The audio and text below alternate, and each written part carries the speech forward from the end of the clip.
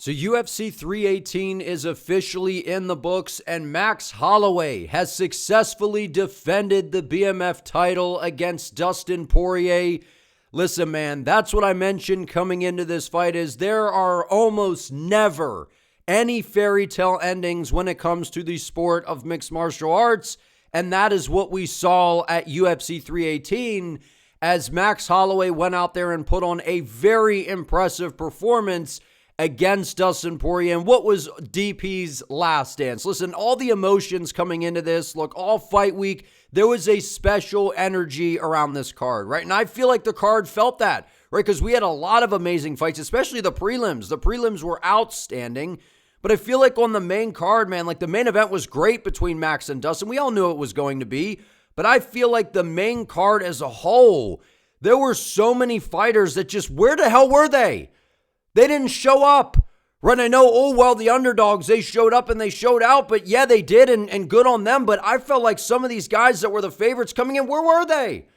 They didn't show up. They looked like shit, right? So the main event we're going to talk about, because the main event was fantastic, right? We all knew it was going to be, and the prelims were unbelievable, right? We have a massive star on the rise here in Islam Dulatov, so we got to talk about him. But, I mean, prelims, absolutely crazy, man. I really, really enjoyed the prelims. When we got to the main card, I mean, there was a lot of excitement, but there was also a lot of frustration on my end because I don't know what the hell happened in New Orleans. This was a big opportunity for a lot of these guys to show out, and it looked like a lot of them were just stuck in the mud. Like, it was almost like the spotlight was too much or something. So I was incredibly frustrated with a lot of the fights on the main card, but from top to bottom, man, this card was excellent.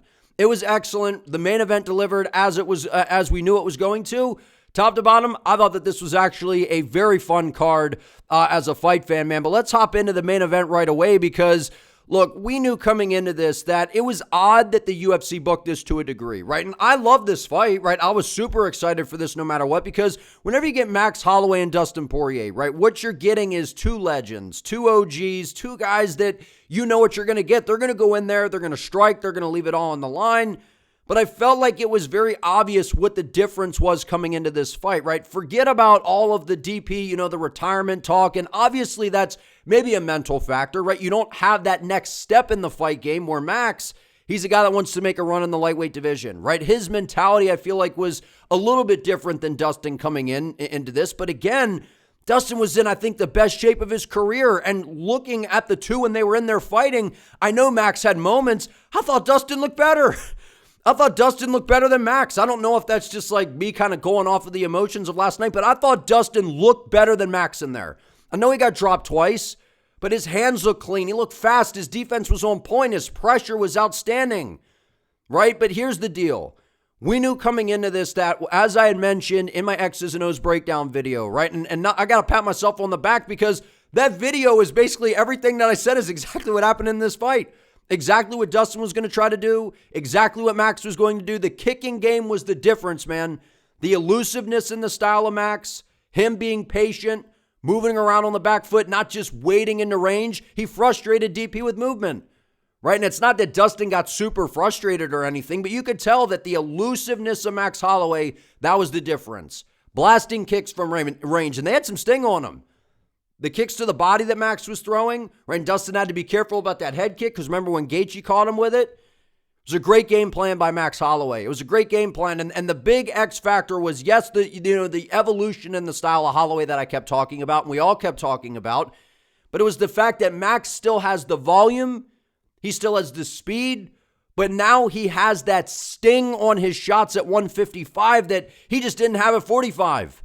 That's the difference here, right? And listen, man, I thought Dustin Poirier looked fantastic. I really think he did. Outside of getting dropped a couple times, which those were beautifully timed right hands by Max Holloway, DP was landing some good shots. He almost knocked Max Holloway out, right? Which leads us kind of to, which we'll discuss, what's next for Max as we get to the end of this, talking about these guys here. But we're seeing a different Max Holloway now, man, right? In the lightweight division, this guy's different. His power is different. He still has the speed to a degree, but to me, it looked a little labored. I don't know if that's just because, I don't know why to me, but just looking at the fight, Dustin looked better. He did, but it was the fact that Max Holloway's speed, elusiveness. And I'm not saying Max didn't look good. Max did look good. I'm just saying, like, to me, Dustin noticeably looked good. You know, but the hand speed of Holloway, his timing, his footwork, mixing in the kicks. I mean, this is a different guy in the lightweight division. When he dedicated moves to the division, he goes out there, puts on a clinic against Gaethje, knocks him out in the final second, goes out there against Dustin Poirier, who is better than Justin Gaethje, at least from the boxing perspective. He's a southpaw. He's a different puzzle. His retirement fight, he's got the crowd on his side. He's walking out with Wheezy, which, I mean, why didn't they let Wheezy perform? I don't get that. That would have been amazing if they did. It's still cool that he walked out with him, but I mean, the energy, it was crazy. The vibes were crazy, man. It was an emotional week. And Dustin went out there. He was in the best shape of his career. He was landing some good shots. His boxing looked excellent. Hell, he looked like he caused more damage than Max did. And I picked Max to win the fight, right? This is what I was expecting, a Max Holloway decision, right? And I thought it was maybe a little closer than what the judges had scored. I don't remember the judges' scorecards, but I remember DP being like, hey, I thought it was a little closer. This fight was very close. But the difference was the kicking game for Max Holloway, the movement, the way he was able to frustrate him with strikes from the outside, and that right hand to Holloway, man, he's got some serious power in it. It's time to stop talking about, and they showed a graphic earlier in the broadcast where it showed, most knockouts or whatever in the UFC, and Holloway and Poirier, they were right up there. Right? So I know Max wasn't like one-shot starching people. I know he did against Zombie and Gaethje, but he's got power. Right? He's got the volume, he's got the speed, and now that he has that extra, he's got some ass behind his shots now. This guy's different in the lightweight division, man. He's absolutely different in the lightweight division. So it was a great performance by actually both guys. I thought that Max Holloway looked really good. I thought Dustin Poirier looked fantastic. He was in great shape. I thought his speed was excellent. His timing, his defense, right? He got caught with a couple shots, got dropped badly by Holloway twice, almost finished in round one, which I didn't see that coming. Right? In the first round, I figured maybe as we got kind of into the middle rounds, this was a great fight. Very tactical. It's kind of what I expected, right? We'd have those moments where it was kind of a war, but it was more of like a tactical war where we'd have spots, but it was going to be Holloway trying to stick and move, not let Dustin get into the pocket and land those big shots, and then Dustin was going to try to pressure him and not let Max skate around the outside. It's exactly what we saw. It was who was going to implement their game plan better. And the difference that I had mentioned coming into this was the power that Max was now going to have in this weight class, but it was the advancement in his style of not just wading forward and pressuring into range. That was the difference. That was 100% the difference. But before we talk about what's next for Max, man, like DP, one of my all-time favorites. One of my favorite fighters of all time. I really like DP, man. Like, he's just a cool dude. Good for, in the community. Does a lot of great things. Super motivating for me, is an inspiration for me, man. Like, I love Dustin Poirier, dude. Love his fighting style. One of the best boxers in UFC history. The greatest fighter to never win a title, an undisputed title, right? He got the interim lightweight title. Sad to see him go, man. But what I love about this for Dustin, he did it his way, right? Walking out to Frank Sinatra, I did it my way. It's just, and that's what I like, right? Fighters, I don't, obviously, selfishly, I want him to stick around. But, as Dana says, if you feel like you should retire, then that's probably time. Whenever you're thinking about it, and he was motivated to come in and give this one last go. And he did. He went out there and put on a good performance. Right? Was it his best performance? Probably not. But again, that's Max Holloway's just a different guy at lightweight. Right? And that we had everyone just kept, it seemed like I kept looking at the clock. Man, we're 25 seconds. We're getting down to the final 10. What's going to happen? And you saw when Max pointed down, dude, he like hits like a different mode in that last 10 seconds. He just starts letting his hands fly, and he just has a serious speed advantage over guys in the pocket when they do that. And, Dustin tried to time a right hook, but I think that he was just so surprised at the speed of Holloway that he just clinched up to grapple. Right? And DP's about to head into retirement, and listen, man, Dustin Poirier is a legend. One of my all-time favorites, one of the best boxers we've ever seen in the sport, and I'm going to miss him, man. I'm going to miss watching him fight. I was reminiscing all fight week, watching fights back from the WEC, the Crispy Grispy fight, whatever his last name was, when DP wasn't supposed to win that fight, came in, whooped his ass. Special career, man. Special career. I'm glad the UFC did this to where they gave him a proper send-off, and he did it his way, retiring when he's in a spot where he's 36 years of age, obviously financially, done a great job, and he's in a spot where he wasn't, getting fed to all these young up-and-coming guys to make a name off Dustin. And I think other fighters should take note of that and not hang around too long in the game to where the sport retires you, which I love Dustin's mentality coming into this. I'm going to miss him, man. It was an emotional fight week, dude. And some of the tributes they had up there, I was like, come on, man. Having me like, all the emotions. We had these great fights. They're playing the Poirier tributes. I'm like getting, like, man, shit, and then I'm like, whoa, what a fight. But it's like, what a roller coaster. What a roller coaster. So DP retires. Max Holloway, he gets a big win here. And that's why the UFC booked this fight. That's exactly why they booked this fight was, they legends only, right? The tagline that DP had. And I loved all that, right? The legends only. And we knew what we were getting here. We were going to get a fun scrap. These guys had history, right? But again, it didn't make the most sense because DP was already up 2-0 over Holloway. But at the end of the day, it's a business. They're like, look, we'll give you your retirement fight, but what's in it for us, right? We can't just have you going in there whooping somebody's ass and on a pay-per-view and right off into the sunset. I mean, if he did, okay, but there was also the side of, well, Max Holloway goes out there. He's a guy who now he's got a win over Dustin Poirier, where it was a Poirier that looked good. He goes out there, drops him twice, almost finishes him. And now we have the narrative and the story of Max Holloway gets knocked out by Topuria. He's a different guy in the 55 division, defended the BMF title, first guy to ever do that. And people are like, I hate the BMF title. Dude, I mean, I get that it's kind of annoying at times, but I think it's kind of fun. I think it's fun. Right? Because you know what you're going to get in the fight. It's just basically going to be a back and forth striking battle, right? I mean, it's like the Intercontinental Championship of the WWE or something, So I get how it can be annoying at times, but it's just, I don't know. It's a marketing tool pretty much. But the bottom line is this. Max Holloway's got some options, right? Because now you beat Gaethje at 55, you beat Poirier at 55. Right, and that's what the UFC, that's probably why they booked this fight, man. Because now if Holloway wins, look what they have here. Now, if Dustin would have beaten him, would have been awesome to see Dustin go out on a win. But then it's like, shit, Max lost 2 in a row. So now there's the whole thing. Max looks great at 55. What's next? There's the Topuria fight, right? I don't think that they do that next. But Dana, it sounds like maybe Holloway wants to fight. I got to be honest, man. I don't want to see that for Holloway. He gets knocked out. I think he does. Right, Dustin was hurting him, and I know, look, Dustin looked good in this fight, but I'm telling you, man, it's just Ilya's different, and Holloway's still really hittable. He is, and once you saw Dustin start to get the rhythm and the timing, and his pressure was starting to kind of get to Max a little bit, we were seeing a little bit of a difference.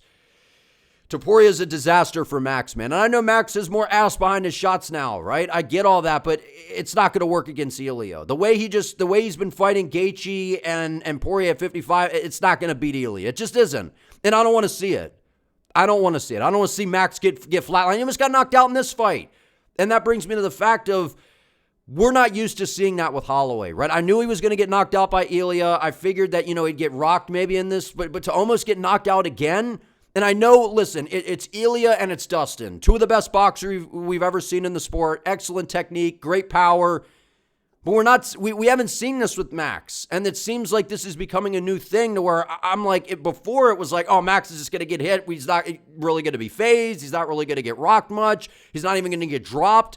To now it's like, okay, we're almost feeling like we got to get used to seeing Max get dropped. And I don't like that. I don't like it at all. I don't want to see him versus Ilya at all. Right, and Charles Oliveira was calling out Max Holloway, right, and he's coming off of a KO loss to Ilya, and it's like, how are you going to book that fight? For the BMF title, I mean, I know that they got history. Max beat him at featherweight. Charles was like, oh, it was an injury or whatever, so I could see how they could have a storyline and run it back. I think Max beats Charles, probably knocks him out, actually, right, especially coming off of that brutal KO loss. But it would be a fun fight. But how does it make sense? Max is 2-0 at lightweight since moving up, dedicated, right? Beat Gaethje. Now he beat Poirier, right? So he adds the Poirier name to his resume, is able to get one on him. So he's coming off of a win here. The lightweight division has options, right? You got Rafael Fiziev, who's coming off of a big win over Ignacio Bahamondes, right? You got Justin Gaethje. If he doesn't get a title shot, they could run that rematch back. Paddy Pimblett's not fighting for a BMF. I don't think he fits the criteria, as Nate Diaz would say. I feel like the UFC should do Ilya versus Arman. That's the fight that I would like to see at 55, or, the Pimblett fight. But I don't think Gaethje's going to get the title shot. I mean, they could do Holloway versus Gaethje too. Right? You got Rafael Fiziev. Maybe there's someone that I'm missing right now off the top of my head, but there's some options, right? And I know there's the Oliveira fight, but I'm just like, how are you going to book that and put that on the line? But again, these guys were coming off losses, and the UFC still went ahead and did this. So I don't think anyone would hate the Holloway versus Charles fight. And to be honest with you, as a Max fan, selfishly, I would want that fight. Because I think it's very favorable for Max. It's favorable for Max, right? And it's not to write off Charles. He's a super dangerous guy, right? And Max is not Ely. It's not like Charles is going to walk in the range and get starched. But we've clearly seen Max's serious power in this weight class, man. He really does. The power is different, right? I mean, we're seeing it. You even see it with the totals. I mean, the shots that he was landing. And Dustin even jumped guillotine, man. That would have been crazy if he was able to get it. But the bottom line is this. Max Holloway, he hasn't earned a title shot next. And if the UFC does it, that'd be crazy to me. But they might, because listen, the storyline, Max kind of being like Ilya's win streak's overrated. You could feel the salt mines, right? He was out in the salt mines with Joe Pyfer, and it's just, I can sense the UFC looking to do it. And I don't want to see it. Don't do it. Please don't do it, UFC. If they do it, they hate Max Holloway. Don't do it. Ilya KOs Max at 55. He does, especially what I saw last night. I thought Dustin looked better than Max, and I know it sounds crazy because Max outstruck him. He dropped him a couple times, and I'm not saying Max looked bad, dude, but Dustin looked better to me. He did. I don't know if it's because I was just like watching Dustin the whole time because I'm like, it's his last fight, man, So I'm watching every movement. I'm watching the slick defense. Him throwing a punch, looking at his hand, all the little ticks, pulling up his shorts, twisting his head, spitting to the side. But I don't know. Something about this performance from Max for me, I don't know. Like, it was what I was expecting, but maybe I just thought it would be cleaner. I don't know. I don't know. I don't know what's wrong with me this morning as I'm recording this. But I definitely don't want to see him fight Ilya again. I don't. He gets knocked out. He does. So we got Arman, we got Patty, we got Gaethje. Those are more viable options than Holloway. But you could argue and say Holloway earned it more because he KO'd Gaethje, outclassed him. So there's a storyline. Ilya's the only guy to knock out Max. Max is coming off of a win over Dustin. It'd be a striking battle. Max hits harder at 55. You could see all the things that they would use to build it up. The promo's there. So we'll see what they do. I actually, selfishly for Holloway, I like a matchup of him versus Rafael Fiziev because Fiziev's coming off the win of Bahamondes. But again, Gaethje's beaten Fiziev twice, so it's like, how can you really do that? I just think stylistically it's a fun fight. Just thinking from how they pitched the BMF thing. But, Oliveira's coming off of a loss. But again, he's a BMF. Most prolific finisher in history. Him and Max got history. It'd be a fun fight. I would like to see that one next. Right? Selfishly for Holloway. Because him versus Ilya, if that's what they try to push, dude, Ilya knocks him out badly again. And then I got to tell you, if he gets knocked out, if Max Holloway gets knocked out by Ilya again, you talk about retirement. I know he's getting cracked by Ilya and Dustin, man, but I'm noticing a durability change with Holloway. Even at 55, I am. And it scares me. That's why I'm kind of blah this morning here, man. Because I'm something just, I don't know. Something's just off with that performance. I mean, it was still great. Don't get me wrong. It was still great. But we're not used to this with Holloway to where now I'm like, shit, every fight I come in, I'm like, he might get knocked out to where that was never even a thought in my head. Well, it was for the Ilya fight. But not even in this one. I didn't expect him to get almost KO'd. That's scary. It's scary as a Max fan. But the bottom line is I would probably do him versus Charles Oliveira next, selfishly as a Holloway fan. But, I don't know. Max is top ranked. Maybe they do a Gaethje rematch. Hope they don't give him the title fight, man. Because as much as I'd like to see Max fight for try to win a lightweight title, he gets brutally KO'd by Ilya Topuria 55. That's just the reality. I don't want to see it. And I honestly think that Max only has a couple fights left. I know he said a couple more years, but I don't know, man. It's scaring me. It's giving me scares, man. My heart can't take it, dude. I cannot take it. Seeing him get almost KO'd by Poirier, getting starched by Ilya. And, once you get KO'd for the first time and you're a guy that has a lot of miles on you like Holloway, and I know Max is great, man. And I thought he would win this fight by decision. I don't know. Maybe I was expecting it to be more flawless. But again, I knew DP was going to try to go out there and give it all he had. So I'm just nervous. I'm nervous seeing Holloway get almost finished again. I feel like we're seeing a little bit of a difference in the durability. But again, it's hard hitters. So we'll see what's next, man. Again, the legend in Dustin Poirier. Sad to see him go. And, one of my all-time favorites, man. Super clean boxing. Super cool dude, man. Hopefully I can meet DP one day. I'm a massive fan, man. All right. Co-main event, Roman Kopylov. Now that was the yap session. Let's start ripping through these, man. Disappointment number one. Where the hell was Roman Kopylov last night? Where the hell was this guy? He looks like one of those, those orangutans or monkeys that's got that penis for a nose. That's what this dude looks like. Where the fuck was he last night? Where was Roman Kopylov? Was he sleeping in the octagon? Listen, I'm happy Paulo Costa got back in the win column. And yeah, I'm pissed off because I got the damn pick wrong, man. But where the hell was Kopylov? He's the better striker. He's faster. He's got long, straight shots down the pipe. He's got fast kicks. Where were they? Was he admiring the beauty of Paulo Costa? What the hell was he doing? What was Kopylov doing? It's like he was waiting for like his left hand to just go off his body and so he could watch it hit Costa in the face. What was he doing? I'm convinced that he was just mesmerized by the abs, the chest, the arms, the face of Costa, maybe that, balding going on. What was Kopylov doing? He's better than Costa. I mean, clearly he's not, but he is. He's a better technical striker. I thought Costa, if he was going to win, he'd come in and grapple. Do what he did in the Rockhold fight, bust Kopylov up a little bit. And, vintage Costa. That was not vintage Costa at all. It was a good version of Costa, but it was not vintage Costa. Vintage Costa was where he was even bigger than he is now, marching guys down, flat-footed, getting into the phone booth, and just murking people. That's not what we're seeing. We're seeing maybe a little bit of a better version, right? Lighter on his feet, really fast kicks, good hands. He was throwing that pull too nicely. It was a great performance by Costa. Outstanding performance by Paulo Costa. I'm happy that he's in the win column. But I'm also like, what the hell was Roman Kopylov doing? This was a huge opportunity. Was the spotlight too big? I know Costa was motivated, right? He had the whole Chimaev thing, which, I was like, how crazy of him to call for Chimaev, right? You've won one fight in the past couple years over Luke Rockhold. You have no wins over anyone currently in the UFC, but maybe that's what he needed to motivate himself. He's genuinely pissed off at Hamzat, which that fight goes horribly for Costa. But again, Costa's got good takedown defense, so you never know. But look, this to me was Roman Kopylov. The moment was too big. And Costa looked great. It was a combination of the two. But Kopylov didn't even give himself a chance because he was hurting Costa in round 3. At least it looked like that. I have to go back and watch it. But he was landing some good shots. But the bottom line is Costa looked really good. He did. It wasn't vintage Costa. Vintage Costa. What the hell are you talking about? You never watched Paulo Costa fight. Because I'm a Costa fan, man. I didn't think he was going to win this fight. I didn't at all. I thought this was a horrible matchup for him. You're getting tagged by Luke Rockhold. This guy's faster and a better striker than Rockhold when he actually throws. He didn't throw. Kopylov, and I know that Costa was stinging him with the counter right hand. His timing was excellent last night in Paulo Costa. But when you have the reach advantage by Kopylov, why are you blitzing into range? Costa's got T-Rex arms. Pick and poke from the outside. Use those front kicks. Long straight shots down the middle. Where was any of that last night? Horrible performance by Roman Kopylov. Absolutely awful. Moment was too big for him, I guess. I don't know. Or maybe he's just overrated. But either way, I'm happy that Costa won. I mean, I'm pissed off that I got the pick wrong, but I'm happy that Costa won because it's much better for the division. He's entertaining. He's got a personality, and I like Costa.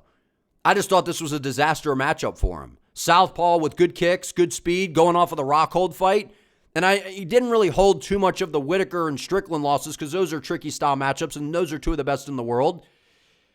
But I just felt like Costa's style, he kind of got away from who he was, which we saw a little bit of it last night, but he's still kind of the guy that fought Strickland and Whitaker.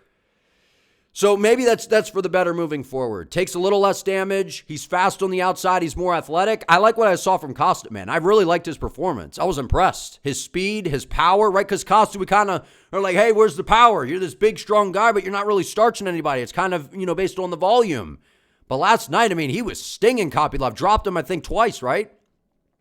Very good performance by Paulo Costa. Much better for the division that he wins. Happy to see him back in the win column.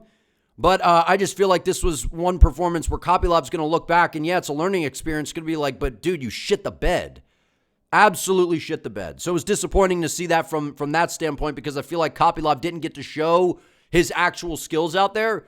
But maybe a lot of that had to do with just how good Paulo Costa was. And he hurt him early, made him pay, and made Kopylov hesitant. So outstanding performance by Costa. But to say that this is vintage Costa, no, it's not vintage Costa. It's a little bit of a better style maybe for him, but this isn't the guy that went out there and walked down Yoel Romero. It's just not. We're not going to see that guy anymore. That's very obvious. But I think that this style that he has now gives him a better chance actually to compete with some of the better guys in the weight class. So big win, much needed win for Paulo Costa. Very disappointing on the side of Roman Kopylov, though, can't lie. Kevin Holland, Daniel Rodriguez. I got to be honest, man. Out of all of the fights that happened on this card, This was the most shocking thing to me on the night. This was easily the most shocking thing on the night. I was certain that Kevin Holland was going to win this fight. I was positive that Kevin Holland was going to win this fight. I didn't have a doubt in my mind. I basically was like coming in and I'm like, Kevin Holland's, dude, I don't even know why D-Rod's there. Kevin Holland, the win's already written. And I don't know what the hell happened with Kevin Holland. Right, D-Rod looked very good. He was landing good shots. This was an old guy in Daniel Rodriguez. This is Kevin Holland's wheelhouse. Go out there, lose to RDR at middleweight, come down, pick off a couple old guys that aren't very active. It's kind of, they're washed up in the welterweight division. This is Kevin Holland's wheelhouse. And I know that D-Rod was riding a 2-fight win streak, but over Morono? Over who? Kevin Holland, he's a guy that's ranked in the welterweight division, and he's shown at welterweight he's a different guy. And he went out there and got busted up by D-Rod, almost finished D-Rod in the third, which Holland should have put his foot on the gas because he was down 2-0 on the scorecards, I thought. Horrible performance by Kevin Holland. And again, I picked him. And you see why I talk so much shit on Holland, man. This is why. Because I picked him to lose to Nelson and Luque. And I'm like, oh, well, these guys don't even have it. D-Rod doesn't even have a grappling threat. He's wild on the feet. Holland should snipe him. And then Holland loses. So whenever I pick Kevin Holland, he loses. That's the reality now. Super disappointing from Kevin Holland, man. This was a super winnable fight. I thought this was a layup for him. This was an absolute layup for Kevin Holland. And in the UFC, I think that they thought that this was a layup. D-Rod, 2-fight win streak, older, still pretty good, right? And I like D-Rod too. I'm a fan of D-Rod. He's fun. Goes out there, man, from LA. You know what I mean? He's just going to go out there and slug. You know what D-Rod brings to the table. He's always in a fun fight. Right? But, no offense to him. I just thought Kevin Holland, this was his fight to lose it. He went out there and, clearly lost it. Almost got finished. And we've never seen Kevin Holland almost get finished, almost KO'd like that in terms of, a knockout. Craziness. I was so shocked at this fight. I couldn't believe it was happening. I had to keep going. What's going on here? Horrible performance by Kevin Holland. Had some moments. Right, at least he shot a takedown and was trying to incorporate the grappling, but it was too little, too late. Too little, too late. It was a great performance by D-Rod. That left hand, the thud in the hands of Rodriguez was the difference in this fight. And it was a great performance by Daniel Rodriguez. Don't take anything away from him. I just couldn't believe that Kevin Holland lost this fight. I thought it was a layup. Thought it was an absolute layup. So, very big win for Daniel Rodriguez. And now he should be ranked because Kevin Holland was ranked 13. So, big win for D-Rod, getting back into the rankings at, 38, 39 years of age. We're seeing a resurgence here. Happy for D-Rod, man. But again, Kevin Holland, every time he's in a good position for himself, this dude always seems like he loses those kinds of fights, I guess. Super disappointing. Dan Ige, Patricio Pitbull, don't even get me fucking started. Don't even get me started with Dan Ige. Don't even do it. All week, I was like, Dan Ige, man, Dan Ige.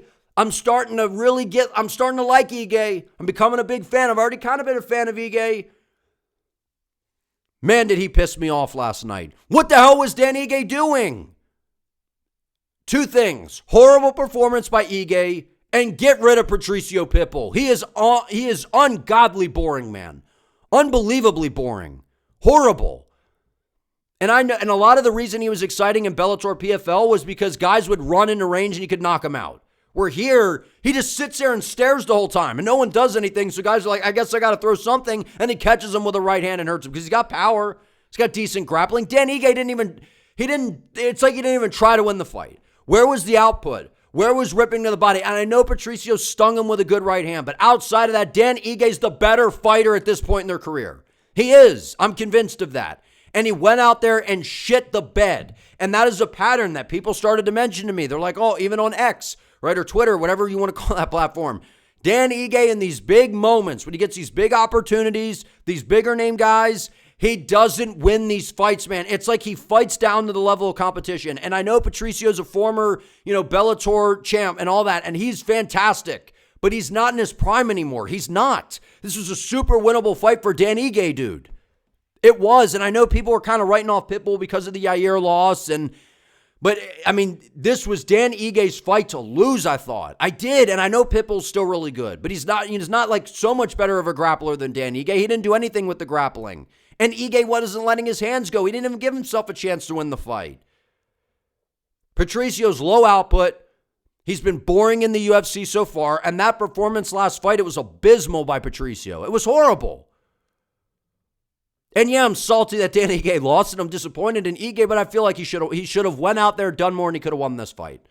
Dan Ige's the better fighter at their point in their careers, but this is what happens. Dan Ige gets into these moments, he gets a big name, a guy on the rise or something like that, and I know he beat Woodson, but come on, man. Like this, Dan Ige should have won this fight, in my opinion. This was his fight to lose. I know Pitbull's still really good, but he's not in his prime anymore. He's not. And he sits there, low output, waits for you to make a mistake and counters. So super disappointed in Dan Ige, man. I'm just, that frustrates me because I feel like he's the better fighter at this point.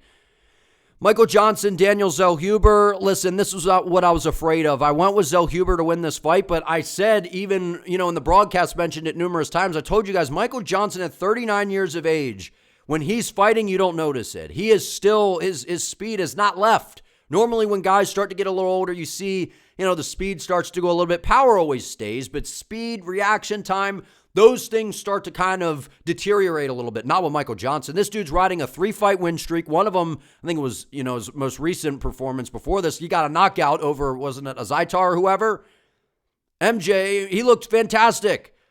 This was a one-sided ass whooping. Zellhuber, yeah, he's big for the weight class. He looked so damn slow in there. And I feel like a lot of that was because of Michael Johnson, but I feel like that's something we're going to start to notice. Daniel's big for the weight class. His hands, dude, Michael Johnson would land 3 shots, and it's like Zellhuber, by the time he would even know what the hell happened, the combination was over. He was landing some good kicks. That's all he was doing. Kicking from range. Johnson was utilizing good footwork, good timing, good boxing, good speed. This was a really, really good performance by Michael, man. He's having a nice resurgence later in his career here. And I'm not ruling it out that he can't go on a run in this division, because I think the back end of the division is wide open. So Daniel Zellhuber came off that crazy fight of the year against Esteban Ribovic. He's shown he's durable, got dropped in this fight. Good kicks, big guy for the weight class, good ground game. I feel like he should have tried to grapple more or something, because on the feet, the speed difference was crazy. He even said that after round 1. He said, Eric Nicksick, man, he's fast. You utilize your kicks, pressure him. So this was a great performance by Michael Johnson, man. Outstanding performance. Daniel Zellhuber looks so damn slow in there. I feel like a lot of that has to do to Johnson, but that's going to be something to watch moving forward, is the speed or lack of speed from Daniel Zellhuber. But I feel like a lot of that had to do with Michael Johnson. He was a huge underdog coming into this one. This is exactly what I feared. The speed of Michael Johnson, the savviness of him being the guy that's been in the UFC for a while, clearly was too much for Zellhuber last night. Great performance by Johnson. Kyler Phillips, Vinny Oliveira. We did great on the prelims, man. I got basically all the prelims right. But listen, this is what I was expecting. Look, Vinny Oliveira, he's like a Yuri Prohaska, but even worse in terms of the chaotic recklessness is what I mean by worse. Like his hands, he didn't even bother to pick his hands up. Chin's in the air, hands are laying down his, by his side. He's throwing these big winging shots from these weird angles. He's a very hard guy to deal with, but I feel like as he gets up into the rankings, someone's going to make him pay for those hands being down and being a little wild. But it wasn't going to be Kyler Phillips. I know Kyler landed a good shot early, but I was like, man, the way he's moving on the outside, he's going to get tired. He's not going to be able to keep that up for 15 minutes. And look, we're seeing that Vinny has a size and power advantage in this weight class. That's what we're seeing. This guy's a dog. He's tough. He's powerful. He's well-rounded. He's a hard guy to deal with. Super awkward. Probably the most awkward fighter on the roster right now. He's a hard puzzle here, and this was a big win for him over a guy like Kyler Phillips. Back-to-back huge wins over Said Nurmagomedov and now over Kyler Phillips. Big win for Oliveira, man. He's a hard guy to deal with. I think someone's going to make him pay for those hands being down, though, as he gets closer to the top of the weight class. But right now, he's an issue. Good ground game, good power in his kicks. His punches are coming from odd angles like Yuri, to where you really don't see a lot of these shots coming. And he's confident. And he's just a big guy in the weight class. And I feel like these guys, they feel his presence, because Phillips looked great in round 1, but we saw a noticeable difference as we got into round 2 and 3. And I even said towards the end of round 1, the commentary wasn't even mentioning it, but I was sitting there going, man, Vinny's getting close with these shots. He's starting to get the timing, because DC was like, oh, he's having a hard time getting to Kyler. And I was like, yeah, those shots started to get a lot closer. And then as we got into round 2, things were starting to land. So I think Vinny Oliveira, man, this guy's super dangerous. Super dangerous. I don't think he becomes a world champ or anything because I think that his defense is going to let him down as he gets higher into the rankings here. This was a great performance. This guy's fun to watch, man. He is fun to watch. He's awkward, probably the most awkward guy on the roster right now. Big win over a name like Kyler Phillips, who's got a very unique skill set as well. That was a great win by Vinny Oliveira. Dude's super fun to watch, very dangerous.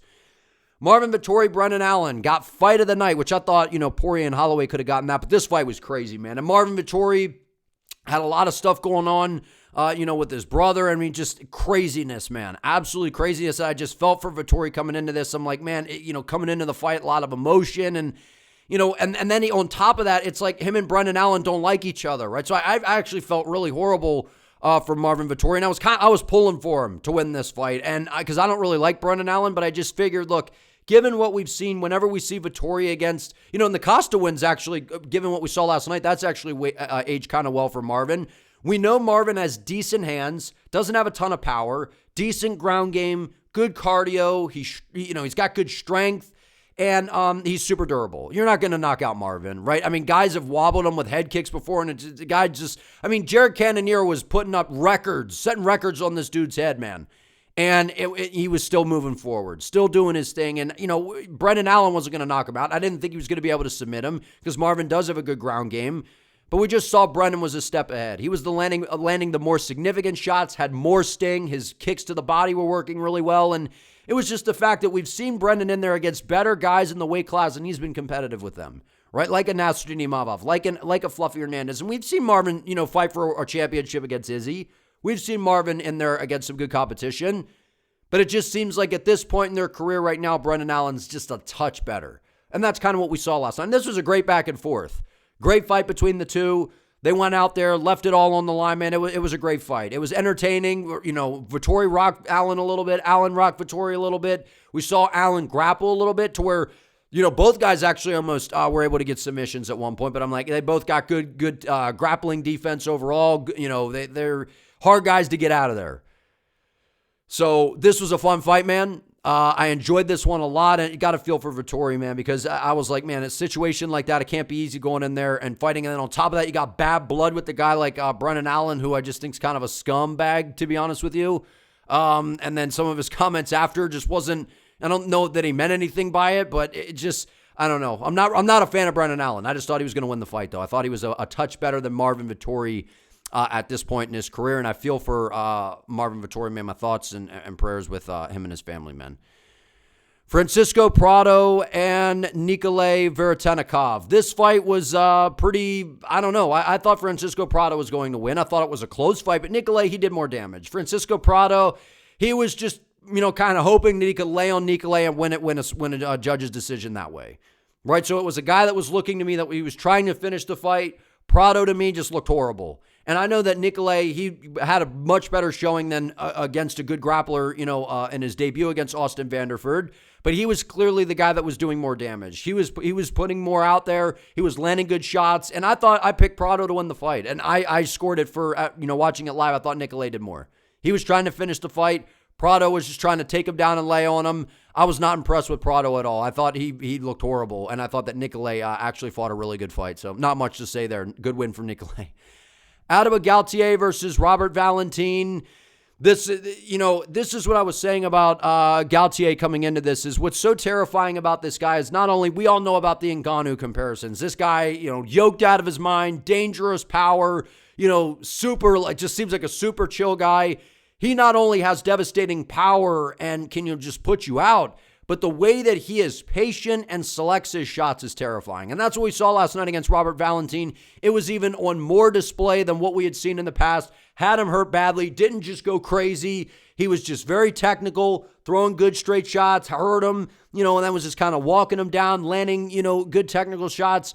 Gautier's a guy to keep your eye on, obviously. Super dangerous, fun to watch, crazy knockout power. He's a problem in this weight class, man. I like watching this guy fight. And I thought maybe if Robert could extend it, and survive an early onslaught, which was maybe what he was trying to do, was get Ateba to punch himself out. So then that way they could get into later rounds. But I just figured Valentin was never going to make it there because the power on Gautier is just different. Great performance.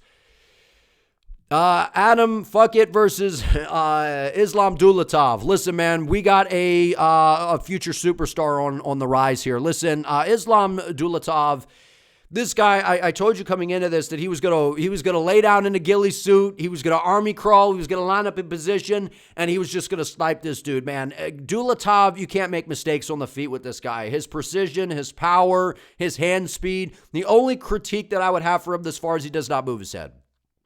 He doesn't move his head at all, which maybe at some point someone's going to make him pay for that. We see guys land shots on him. He doesn't get his head off the center line, but he's a big guy in the weight class. He's got good kicks, strong hips in terms of stopping the takedowns. We saw Adam try to get in on him, get to the single, get to the double, and I mean he couldn't even budge Dulatov, man. Not only is this dude a model for Versace, whatever, and I think he's got a gig on Monday or whatever, this dude, he's fun to watch, man. His striking style, everything comes from where it's supposed to. Good, clean, technical striking. That's what I like to see. We see too many guys in MMA now. They go ooga booga like Vinny Oliveira, man. Forget the technique, winging these shots. Ooga booga mode, right? And there's a time and a place maybe for that. But what happened to good, clean technique? Because if you throw that big winging shot, that good straight shot down the middle is going to beat you to the punch. And you see Dulatov has outstanding technique, man. And when you put the technique with the power, the athletic ability, the precision, it's a problem. That's what you're seeing. Islam Dulatov is a perfect example. We have a future superstar on our hands. Hopefully the UFC slow plays him. Don't rush him. Don't rush him, because I thought that this was actually I know Adam Fugitt's not super dangerous. He's a decision merchant, but he still had some experience, had some wins in the UFC. So I actually thought that this was not exactly a layup in his debut. I expected Dulatov to win, but there was kind of that thought of, okay, well, what happens if we get into those later rounds? What if Fugitt does survive an early, or some early adversity? But we never got there, right? And that's what I figured. Islam Dulatov, this guy's a superstar in the making, man. He's fantastic. Excellent power, good timing. He sets his shots up really well coached. This dude's a problem, man. Modeling and knocking people out, making people jealous, man. Listen, Islam Dulatov, this dude's a problem. I'm a fan. Jimmy Crute, Marcin, Prochnio, this is exactly what I was expecting. Jimmy Crute by submission.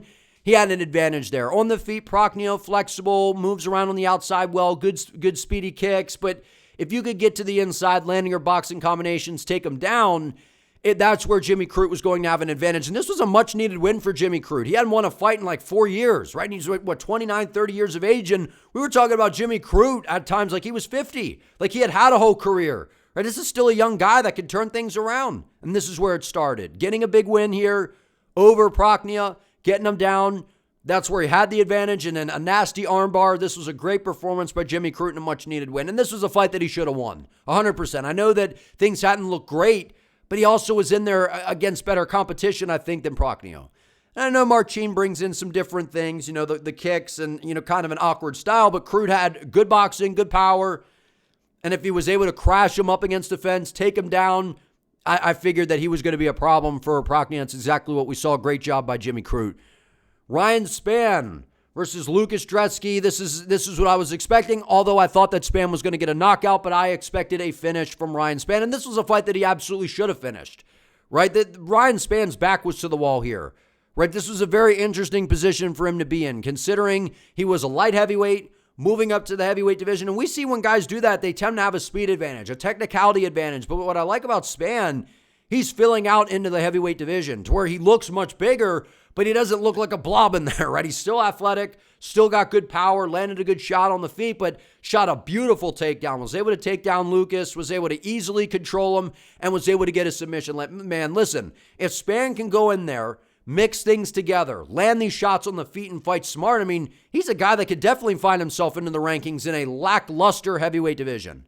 And I honestly would like to see Spann versus Walter Walker next or something like that. I think that'd be kind of fun.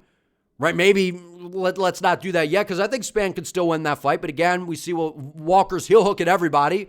Right, so maybe give Spann another guy or two, get some confidence going here. But don't forget how he knocked out Dominic Reyes. Right, so Ryan Spann, dangerous, fun to watch. I figured that he was going to win this fight. It came down to both guys don't have great defense, but it was the power and the skill set that Spann from light heavyweight coming up to heavyweight that he was going to bring. We normally see guys have that advantage. That's exactly what we saw in this fight. A smart fight by Ryan Spann. Is what he fought. Great win by Ryan. Bruno Ferreira versus Jackson McVeigh. I thought that Bruno Ferreira was going to win this fight. I think I said by KO. I picked Bruno to win this no matter what. I can't remember exactly how I predicted it, whether it was a decision or a knockout or whatever. But look, Bruno Ferreira, this was Jackson McVeigh. I think that he's a guy that can do some things in the UFC, right? I think that he's got some skill. He's tall. He's dangerous. We saw him over in LFA. He's got finishing ability. He's got good long straight shots with his kicks, with his knees, good ground and pound, good jiu-jitsu. I mean, he was supposed to be fighting Cedriques Dumas in his debut, and then he was supposed to fight some guy that we had never even heard of, and that guy couldn't make weight, and so he never got a fight, and then they moved him to this card because I think it was Ikram Aliskerov who was supposed to fight Bruno, and he had to pull out, so then they entered Jackson McVeigh. You talk about an unbelievably hard debut. That's what Jackson had on his hands here. Bruno Ferreira is super dangerous, man. And this is a guy that's racking up the finishes over good fighters. The only guys that he's lost to are good fighters. Nursultan Ruziboev. When Ruzi's at middleweight, that guy's a nightmare. Right? And then he lost to Abus Magomedov, who's in the top 15. Knocked out RoboCop, right? I'm pretty sure he knocked out RoboCop. Good ground game, good submissions, good power. Super dangerous guy. He seemed like he was struggling with the range in the beginning. Jackson McVeigh seemed really calm. I'm like, wow, this guy looks calm for making his debut. But at the end of the day, that's exactly what I said. This was a very, very, very big step up in your debut. Not like you're fighting a guy who has one fight in the UFC or, is an old guy that's been around or whatever. This is a dangerous guy in his prime right now who's finishing good fighters and in there in good fights with dangerous fighters. So this was just a lot too soon for Jackson McVeigh, but I think that this is a guy the UFC should bring back because I actually think he's got some real skill too. So big win for Bruno Ferreira and a risky one, right? Because I feel like McVeigh's the only one that had something to gain there. Carli Judice versus Nicole Cagliari. I expected Carli Judice to win this fight. I didn't think she'd get a finish, right? Because we've seen Cagliari. She's durable. She's got a good ground game. And I figured if Nicole could get Judice down, that is where Carli could find herself in some trouble. But what it came down to for me was this. Carli Judice is athletic. She's got good striking. She's got good timing, good rhythm. And I saw some Dustin Poirier influence in her game. The way she was moving, the way she was kind of rolling with shots. Her timing is excellent. And it's very rare, to be honest. I'm just being transparent. It's rare in WMMA that we see some excitement these days. And let me tell you something. Carli Judice, man, she's got a fun style. Good striking, good technical boxing, good movement, and she finishes people. This is back-to-back KOs. Head kick KO. Nasty knee to the liver. I mean, that was filthy. And was teeing her up on the feet. And we saw she's improved the takedown defense. That was my concern. How is the takedown defense going to hold up against someone that does have decent grappling? Not great, but decent, and does have a submission threat. She played tic-tac-toe on her face. Great performance by Carli in front of her home state in Louisiana. Big win. She's fun to watch. Like I said, whenever you can find a good striker in WMMA, it is always going to be fun to watch. That was an outstanding performance. Back-to-back KO wins. Very, very good performance and definitely a rightful winner there for performance of the night. But if you guys enjoyed this video, do me a favor. Please give it a like. Let me know what you think down in the comments. And don't forget to subscribe to the channel. I would greatly appreciate it. See you next time.